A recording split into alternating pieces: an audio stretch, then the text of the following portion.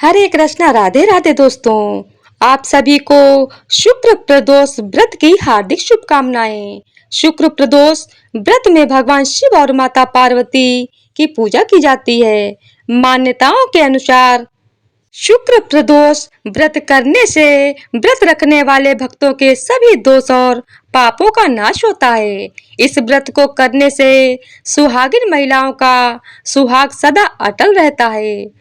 जो स्त्री पुरुष जिस कामना को लेकर इस व्रत को करते हैं, उनकी सभी मनोकामनाएं कैलाशपति भगवान शंकर जी की कृपा से पूर्ण होती है। सूत जी कहते हैं कि त्रयोदशी व्रत करने वाले को 100 गौ दान का फल भी प्राप्त होता है। इस व्रत को जो भी विधि विधान और तन मन धन से करता है, उसके सभी दुख दूर हो जाते हैं। तो आज की इस वीडियो में मैं आप लोगों को सुनाने जा रही हूँ शुक्र प्रदोष व्रत की बड़ी ही दुर्लभ कथा। आप सभी भक्तजन इन कथाओं को बड़ी श्रद्धा और प्रसन्न चित्त मन से सुनिएगा। तो एक बार प्रेम से बोलिए भगवान भोलेनाथ की जय हो। स्कंद पुराण के अनुसार सूत जी कहते हैं कि विदर्भ देश में सत्यव्रत नाम से प्रसिद्ध एक राजा थे। धर्म पूर्वक राज्य करते हुए उनका बहुत सा समय सुख पूर्वक बीत गया। एक समय शाल्व देश के राजाओं ने विदर्भ देश पर आक्रमण कर दिया। उनके बीच भयंकर युद्ध हुआ। दोनों पक्षों की बहुत सी सेनाएं मारी गईं, परंतु अंत में विदर्भ देश के राजा भी उनके हाथों से मारे गए। विदर्भ राज्य की गर्भवती स्त्री दुखी होकर रात के समय राजभवन से निकलकर वन की ओर चली गईं। सुबह होने पर उस रानी ने जलाशय के किनारे एक वृक्ष के नीचे एक सुंदर से पुत्र को जन्म दिया। इसके बाद वह प्यास से व्याकुल होकर जलाशय में पानी पीने गई। इतने में ही एक घड़ियाल ने आकर उसे अपना ग्रास बना लिया। वह बालक पैदा होते ही माता पिता से हीन हो गया। जब वह नवजात शिशु वृक्ष के नीचे पड़ा हुआ जोर जोर से रो रहा था, उसी समय भगवान भोलेनाथ की कृपा से वहां पर एक उमा नाम की ब्रह्माणी पहुंची। वह अपने 1 वर्ष के बालक शुचिव्रत को गोद में लिए हुए थी। वह ब्राह्मणी बहुत ही गरीब और विधवा थी। वह भीख मांगकर अपना गुजारा करती थी। उस बालक को रोते हुए देखकर उसने मन ही मन सोचा कि यह तो बड़ी हैरानी की बात है कि यह नवजात शिशु जिसकी अभी तक नाल भी नहीं कटी है, यहाँ पर पड़ा हुआ है। इसकी माता का कोई पता नहीं है। जब वह ब्रह्माणी सोच में डूबी हुई थी, उसी समय वहां से एक सन्यासी गुजरे। वह ऐसे जान पड़ते थे मानो साक्षात भगवान शंकर हो। उन श्रेष्ठ भिक्षु ने उस स्त्री से कहा, हे ब्रह्माणी, तुम इस बालक की रक्षा करो, इससे तुम्हें परम कल्याण की प्राप्ति होगी। इतना कहकर वह दयालु भिक्षु वहां से चले गए। उनके जाने के बाद ब्राह्मणी ने उस बालक को लेकर अपने घर की ओर प्रस्थान किया। वह ब्राह्मणी एक चक्र नामक नगर में निवास करती थी। ब्राह्मणी ने उस बालक का अपने बेटे के समान ही पालन पोषण किया और उसका नाम धर्मगुप्त रखा गया। वह भिक्षा के अन्न से ही अपने पुत्र और राजकुमार दोनों को पालने लगी। एक दिन वह ब्राह्मणी उन दोनों बालकों को साथ लेकर भीख मांगते हुई देव मंदिर में चली गई। उस समय वहां पर शाडिल्य मुनि पधारे हुए थे। शाडिल्य मुनि को देखकर ब्राह्मणी ने उन्हें प्रणाम करके पूछा, हे ब्राह्मण, एक सन्यासी के कहने पर मैं इस बालक को अपने घर ले आई हूँ। अभी तक मुझे इसके कुल का पता नहीं चला, फिर भी मैं अपने पुत्र की तरह इसका पालन पोषण करती हूँ। आप ज्ञान के नेत्रों से देखकर मुझे बताने की कृपा करें कि यह बालक किस कुल में उत्पन्न हुआ है और इसके माता पिता कौन हैं। तब मुनिवर बोले, यह विदर्भ देश के राजा का पुत्र है। इतना कहकर शांडिल्य मुनि ने उस बालक के पिता के युद्ध में मारे जाने तथा उसकी माता के ग्रह द्वारा ग्रस्त होने का सब समाचार पूर्ण रूप से बताया। यह सुनकर ब्राह्मणी को और भी आश्चर्य हुआ। फिर उसने प्रश्न किया, हे महामुनि, वह राजा सभी भोगों को छोड़कर युद्ध में क्यों मारे गए और इस बालक को यह दृढ़ता कैसे प्राप्त हुई? यह अपने राज्य को कैसे प्राप्त करेगा? यह तो मेरे पुत्र की तरह भिक्षा के अन्न से ही जीवन निर्वाह करता है। इसकी दरिद्रता के निवारण का क्या उपाय है? तब शांडिल्य मुनि बोले, इस राजकुमार के पिता विदर्भ राज्य पूर्व जन्म में पांडे देश के राजा थे। एक दिन प्रदोष काल में राजा बड़ी भक्ति भाव से त्रिलोकीनाथ महादेव जी की आराधना में मग्न थे। उसी समय उनके नगर में बड़ा भारी कोलाहल मचा। उस शोर को सुनकर राजा ने बीच में ही भगवान शंकर की पूजा को छोड़ दिया और राजभवन से बाहर निकल गए। इसी समय राजा का मंत्री शत्रु को पकड़कर उनके समीप ले आया। वह शत्रु पांड्य राज्य का सामंत था। उसे देखते ही राजा ने क्रोध पूर्वक उसका मस्तक कटवा दिया। शिव पूजा को छोड़कर नियम को समाप्त किए बिना ही राजा ने रात में भोजन भी कर लिया। इसी प्रकार राजकुमार भी प्रदोष काल में भगवान शिव की पूजा किए बिना ही भोजन करके सो गया। वही राजा अगले जन्म में विदर्भ राज हुआ। शिव पूजा में विघ्न होने के कारण शत्रुओं ने उसके सुख भोग के बीच में ही मार डाला। पूर्व जन्म में जो उसका पुत्र था, इस जन्म में भी राजा का वही पुत्र है। भगवान शिव की पूजा का उल्लंघन करने के कारण यह दरिद्रता को प्राप्त हुआ है। इसकी माता ने पूर्व जन्म में छल से अपनी सौत को मार डाला था। उस महान पाप के कारण ही वह इस जन्म में ग्रह के द्वारा मारी गई। हे ब्राह्मणी, तुम्हारा पुत्र पूर्व जन्म में भी एक ब्राह्मण था। इसने अपना सारा जीवन केवल दान लेने में ही बिताया, यज्ञ आदि सत्कर्म नहीं किए। इसीलिए यह दरिद्रता को प्राप्त हुआ है। उस दोष के निवारण के लिए अब यह भगवान शंकर की शरण में जाए। यदि यह दोनों बालक प्रदोष के दिन भगवान शंकर का पूजन करते रहें, तो वर्ष भर के भीतर ही इनकी दरिद्रता का नाश होगा और राज्य सुख की प्राप्ति होगी। इस प्रकार शरण में आई हुई ब्रह्माणी को मधुर वचनों द्वारा आश्वासन देकर शांडिल्य मुनि ने उनके दोनों बालकों को भगवान शंकर की आराधना के मंत्र का उपदेश दिया। उसके बाद वह ब्राह्मणी अपने दोनों बालकों को लेकर वहां से चली गई। 4 मास बाद एक दिन ब्राह्मण का पुत्र नदी में स्नान करने गया। वहां उसे धन से भरा हुआ एक घड़ा मिला, जिसे लेकर वह अपनी माँ के पास गया। माँ धन से भरे हुए घड़े को देखकर बहुत खुश हो गई और उसने कहा, इसे अपने भाई के साथ आधा आधा बांट लो। मगर धर्मगुप्त ने इस धन में हिस्सेदारी से मना करते हुए कहा, मैं किसी अन्य के भाग का भागी नहीं हो सकता। प्रत्येक व्यक्ति स्वयं के कर्म का फल भोगता है।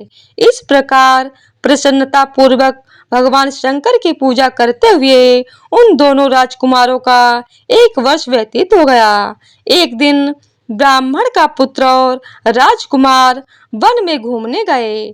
मार्ग में उन्होंने देखा कि अनेक गंधर्व कन्याएं आपस में खेल रही थीं।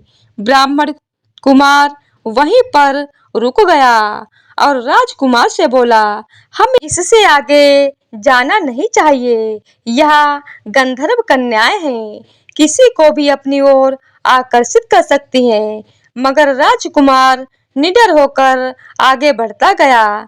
जब मुख्य गंधर्व कन्या ने राजकुमार धर्मगुप्त को देखा, तो वह उसके प्रति आकर्षित हो गई। उसने अपनी सभी सखियों को फूल चुनने के लिए भेज दिया और राजकुमार के पास आने की प्रतीक्षा करने लगी। उसे अकेला देखकर राजकुमार उसके पास गया और उससे बातचीत शुरू की। उसने बताया, मैं विदर्भ देश का राजकुमार हूँ। मेरे माता पिता अब इस संसार में नहीं है और शत्रुओं ने हमारे राज्य पर कब्जा कर लिया है। तब कन्या ने अपना परिचय देते हुए कहा, मैं विदर्भ नामक गंधर्व पुत्री हूँ। मेरा नाम अंशुमति है और मैं गायन में प्रवीण हूँ। उसने यह भी कहा, मैं आपसे विवाह करना चाहती हूँ। इतना कहकर उसने अपनी मोतियों की माला निकालकर राजकुमार को पहना दी।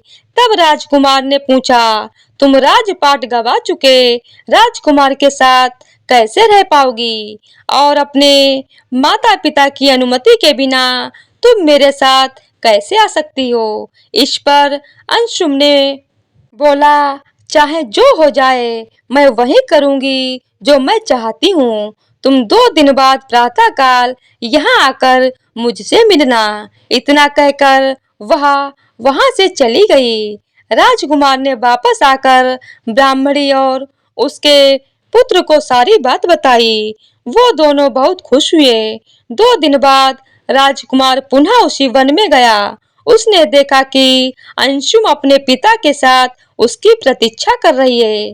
तब गंधर्व राज ने राजकुमार से कहा, मैं कैलाशपुरी गया था। वहां भगवान शिव और माता पार्वती ने मुझे बुलाकर कहा कि धर्मगुप्त नामक राजकुमार राज्य से विहीन होकर भटक रहा है। जाओ और उसका राज्य पुनः प्राप्त करने में उसकी सहायता करो। मैं उनकी आज्ञा के अनुसार अपनी पुत्री अंशुम का हाथ तुम्हारे हाथ में दे रहा हूँ और राज्य प्राप्त करने में मैं तुम्हारी सहायता करूंगा। मेरी पुत्री 10,000 वर्ष तक तुम्हारे साथ इस पृथ्वी पर रहेगी और जब तुम शिवलोक में जाओगे तब भी वह इसी काया में तुम्हारे साथ ही रहेगी। भगवान शिव के आदेशानुसार धर्मगुप्त और अंशुम का विवाह हो गया। अंशुम के पिता ने अपनी गंधर्व सेना भी राजकुमार को दान में दे दी। सेना की सहायता से उसने अपने शत्रुओं को परास्त कर दिया और अपने पिता का खोया हुआ राज्य उन्हें प्राप्त कर लिया। अब राजकुमार धर्मगुप्त राजा बन गया। उसने अपने बुरे दिनों में उसे पालने वाली गरीब ब्राह्मणी को राजमाता का दर्जा दिया और शुचि व्रत को अपना छोटा भाई माना। इस प्रकार नियमित रूप से प्रदोष व्रत करने से ब्राह्मणी, उसके पुत्र शुचि व्रत और राजकुमार धर्मगुप्त को धन धान्य तथा सुख संपत्ति की प्राप्ति हुई। सूत जी कहते हैं कि जो मनुष्य प्रदोष व्रत के इस पुण्य महात्म्य को एकाग्रचित होकर सुनते हैं अथवा पढ़ते हैं, उन्हें 100 जन्मों तक कभी दरिद्रता नहीं होती और अंत में वह ज्ञान के ऐश्वर्य से मुक्त होकर भगवान शंकर के परम धाम को प्राप्त होते हैं। तो प्रेम से बोलिए, भगवान शंकर की जय हो, माता पार्वती की जय हो। तो आइए अब सुनते हैं भगवान शिव की कथा। बहुत समय पहले वास्कल नामक गांव में बिंदु नाम का एक ब्राह्मण रहता था। वह धर्मी, दुरात्मा और महापापी था तथा उसकी स्त्री बहुत सुंदर थी। उसका नाम चंचला था। वह सदा उत्तम धर्म का पालन करती थी, परंतु बिंदु वैश्यगामी था। इस तरह कुकर्म करते हुए बहुत समय व्यतीत हो गया। उसकी स्त्री काम से पीड़ित होने पर भी धर्मनाश के भय से क्लेश सहकर भी काफी समय तक धर्म भ्रष्ट नहीं हुई, परंतु आगे चलकर वह भी अपने दुराचारी पति के आचरण से प्रभावित होकर दुराचारी और अपने धर्म से विमुख हो गई। इस तरह दुराचार में डूबे हुए उन पति पत्नी का बहुत सा समय व्यर्थ बीत गया।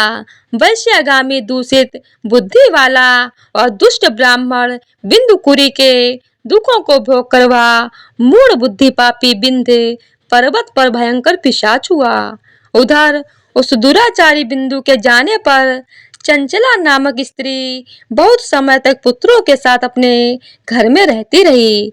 पति की मृत्यु के बाद वह भी अपने धर्म से गिरकर पर पुरुषों का संग करने लगी थी। सती विपत्ति में भी अपने धर्म का पालन करना नहीं छोड़ती। यही तो तप है। कठिन तो होता है, लेकिन इसका फल मीठा होता है। एक दिन देव योग से किसी पुण्य पर्व के आने पर वह अपने भाई बंधुओं के साथ गोकर्ण क्षेत्र में गई। उसने तीर्थ के जल में स्नान किया और जनों के साथ यहाँ वहाँ घूमने लगी। वह एक देव मंदिर में गई। वहाँ उसने एक ब्राह्मण के मुख से भगवान शिव की परम पवित्र एवं मंगलकारी कथा सुनी। ब्राह्मण कह रहा था कि जो स्त्रियां व्यभिचार करती हैं, वे मरने के बाद जब यमलोक जाती हैं, तब यमराज के दूत उन्हें तरह तरह से यंत्रणा देते हैं। वे उसके कामागर के डंडों से दांगते हैं, तप्त लौह के डंडों से उनका संसर्ग कराते हैं। यह सारे दंड इतने वेदना देने वाले होते हैं कि जीव पुकार पुकार कर कहता है कि अब वह ऐसा नहीं करेगा, लेकिन यमदूत उसे नहीं छोड़ते हैं। कर्मों का फल तो सभी को भोगना पड़ता है। देवऋषि मनुष्य सभी इससे बंधे हुए हैं। ब्राह्मण के मुख से यह वैराग्य बढ़ाने वाली कथा सुनकर चंचला भय से व्याकुल हो गई। कथा समाप्त होने पर सभी लोग वहां से चले गए। तब कथा बांचने वाले ब्राह्मण से चंचला ने कहा, हे ब्राह्मण, धर्म को न जानने के कारण मेरे द्वारा बहुत बड़ा दुराचार हुआ है। स्वामी, मेरे ऊपर कृपा कर मेरा उद्धार कीजिए। आपके प्रवचन को सुनकर मुझे इस संसार से वैराग्य हो गया है। मैं मूढ़ चित्त वाली पापिनी हूँ। धिक्कार है, मैं निंदा के योग्य हूँ। मैं बुरे विषयों में फंसकर अपने धर्म से विमुख हो गई थी। कौन मुझ जैसी मार्ग में मन लगाने वाली पापनी का साथ देगा? जब यमदूत मेरे गले में फंदा डालकर मुझे बांधकर ले जाएंगे और नरक में मेरे शरीर के टुकड़े करेंगे, तब मैं कैसे उन महायातनाओं को सहन कर पाऊंगी? मैं सब प्रकार से नष्ट हो गई हूँ। अभी तक मैं हर तरह से पाप में डूबी रही हूँ। हे ब्राह्मण, आप मेरे गुरु हैं, आप ही मेरे माता पिता हैं। मैं आपकी शरण में आई हूँ। मुझावला का अब आप उद्धार कीजिए। इस प्रकार विलाप करती हुई चंचला ब्राह्मण देवता के चरणों में गिर पड़ी। तब ब्राह्मण ने उसे कृपा पूर्वक उठाया और इस प्रकार कहा, नारी, तुम सौभाग्यशाली हो, जो भगवान शंकर की कृपा से तुमने वैराग्य रूप पूर्ण यह कथा सुनी है और कथा को सुनकर समय से अपनी गलती का एहसास कर लिया है। तुम डरो मत और भगवान शिव की शरण में जाओ। उनकी परम कृपा से तुम्हारे सभी पाप नष्ट हो जाएंगे। मैं तुम्हें भगवान शिव की कथा सहित वह मार्ग बताऊंगा जिसके द्वारा तुम्हें सुख देने वाली उत्तम गति प्राप्ति होगी। शिव कथा सुनने से तुम्हारी बुद्धि शुद्ध हो गई है और तुम्हें पश्चाताप हुआ है तथा मन में वैराग्य उत्पन्न हुआ है। पश्चाताप ही पाप करने वाले पापियों के लिए सबसे बड़ा प्रायश्चित है। जो मनुष्य अपने कुकर्म के लिए प्रायश्चित नहीं करता, वह उत्तम गति प्राप्त नहीं करता, परंतु जिसे अपने कुकृत्य पर हार्दिक पश्चाताप होता है, वह अवश्य उत्तम गति का भागीदार होता है। इसमें कोई संदेह नहीं है। शुद्ध चित्त में ही भगवान शिव और माता पार्वती का वास होता है। वह शुद्ध आत्मा पुरुष सदा शिव के पद को प्राप्त होता है। इस कथा का श्रवण सभी मनुष्यों के लिए कल्याणकारी है, अतः इसकी आराधना और सेवा करनी चाहिए। हे ब्राह्मण पत्नी, तुम अन्य विषयों से अपने मन को हटाकर भगवान शंकर की इस परम कथा को सुनो। इससे तुम चित्त की शुद्धि होगी और तुम्हें मोक्ष की प्राप्ति होगी। जो मनुष्य निर्मल हृदय से भगवान शिव के चरणों का चिंतन करता है, उसकी एक ही जन्म में मुक्ति हो जाती है। यह कहकर वे ब्राह्मण चुप हो गए। उनका हृदय करुणा से भर गया।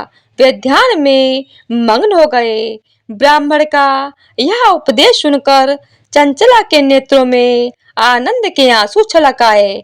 वह हर वर्ष भरे हृदय से ब्राह्मण देवता के चरणों में गिर गई और हाथ जोड़कर बोली, मैं कृतार्थ हो गई। हे ब्राह्मण, शिव भक्तों में श्रेष्ठ स्वामी, आप धन्य हैं।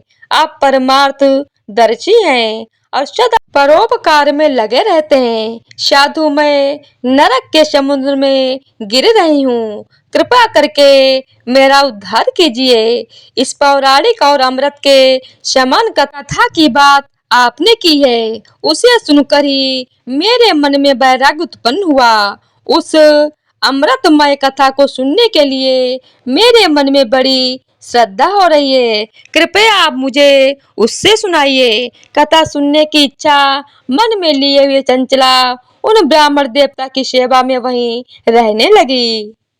उस गोकर्ण नामक महाक्षेत्र में उन ब्राह्मण देवता के मुख से चंचला भगवान शिव की भक्ति, ज्ञान और वैराग्य बढ़ाने वाली और मुक्ति देने वाली परम उत्तम कथा सुनकर कृतार्थ हुई। उसका चित्त शुद्ध हो गया।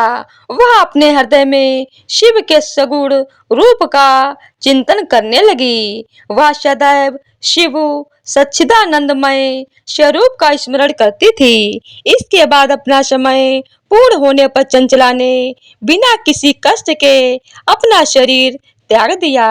उसे लेने के लिए एक दिव्य विमान वहां पहुंचा।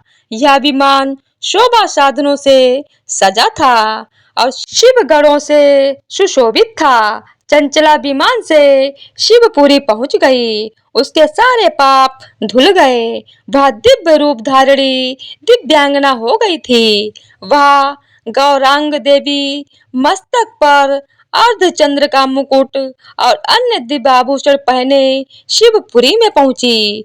वहां उसने सनातन देवता त्रिनेत्र धारी महादेव शिव को देखा। सभी देवता उनकी सेवा में भक्ति भाव से उपस्थित थे। उनकी अंग कांति करोड़ों सूर्य के समान प्रकाशित हो रही थी। 5 मुख और हर मुख में 3-3 नेत्र थे। मस्तक पर अर्धचंद्र आकार मुकुट शोभायान मान हो रहा था। कंठ में नील चिन्ह, उनके साथ में देवी गौरी विराजमान थीं, जो विद्युत पुंज के समान प्रकाशित हो रही थीं। महादेव जी की कांति कपूर के समान गौर थी। उनके शरीर पर श्वेत वस्त्र थे तथा शरीर श्वेत भस्म से युक्त था। इस प्रकार भगवान शिव के परम उज्जवल रूप के दर्शन कर चंचला बहुत प्रसन्न हुई। उसने भगवान शंकर को बारंबार प्रणाम किया और हाथ जोड़कर प्रेम, आनंद और संतोष युक्त होकर विनीत भाव से खड़ी हो गई। उसके नेत्रों से आनंद के आंसुओं की धारा बहने लगी। भगवान शंकर और माता गौरी उमा ने करुणा के साथ सौम्य दृष्टि से देखकर चंचला को अपने पास बुलाया। गौरी उमा ने उसे प्रेम पूर्वक अपनी सखी बना लिया। चंचला सुख पूर्वक भगवान शिव के धाम में उमा देवी की सखी के रूप में निवास करने लगी। एक दिन चंचला आनंद में मग्न उमा देवी के पास गई और दोनों हाथ जोड़कर उनकी इस स्तुति को करने लगी। हे गिरिराज नंदनी स्कंद माता उमा, आप सभी मनुष्यों एवं देवताओं द्वारा पूजित तथा समस्त सुखों को देने वाली हैं। आप शंभु प्रिया हैं। आप ही सगुणा और निर्गुणा हैं। हे सच्चिदानंद स्वरूप, आप ही प्रकृति की पोषक हैं। हे माता, आप ही संसार की सृष्टि, पालन और संहार करने वाली हैं।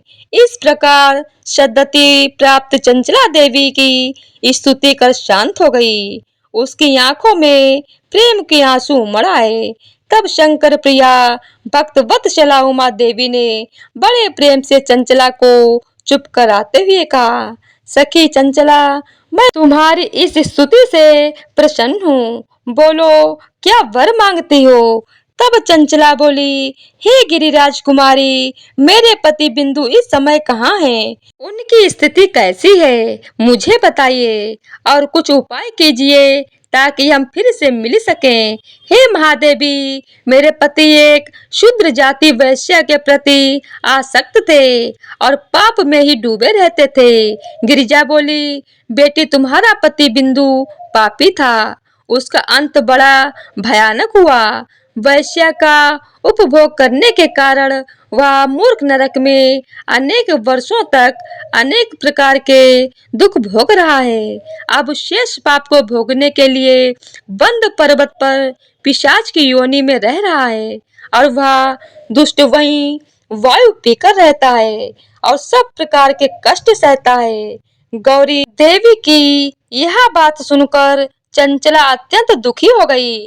फिर मन को किसी तरह स्थिर करती हुई दुखी हृदय से माँ गौरी से उसने एक बार फिर पूछा, हे महादेवी, मुझ पर कृपा कीजिए और मेरे पापी पति का अब उद्धार कीजिए।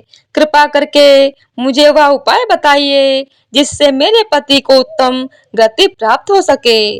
गौरी देवी ने कहा, यदि तुम्हारा पति भगवान शिव की पुण्य उत्तम कथा सुने तो वह इस दुर्गति को पार करके उत्तम गति का भागी हो सकता है। अमृत के समान मधुर गौरी देवी के यह वचन सुनकर चंचला ने दोनों हाथ जोड़कर मस्तक झुकाकर उन्हें बारंबार प्रणाम किया और प्रार्थना की कि मेरे पति को भगवान शिव की कथा सुनाने की व्यवस्था कीजिए। ब्राह्मण पत्नी चंचला के बार बार प्रार्थना करने पर शिव प्रिया गौरी ने भगवान शिव की महिमा का गान करने वाले गंधर्व राज तुमरो को बुलाकर कहा, तुमरो, तुम्हारी भगवान शिव में प्रीति है, तुम मेरे मन की सभी बातें जानकर मेरे कार्यों को सिद्ध करते हो, तो मेरी इस सखी के साथ बंद पर्वत पर जाओ। वहां एक महाघोर और भयंकर पिशाच रहता है। पूर्व जन्म में वह पिशाच बिंदुकुरी हो गया था। वह स्नान संध्या आदि नित्य कर्म छोड़कर अपवित्र रहने लगा।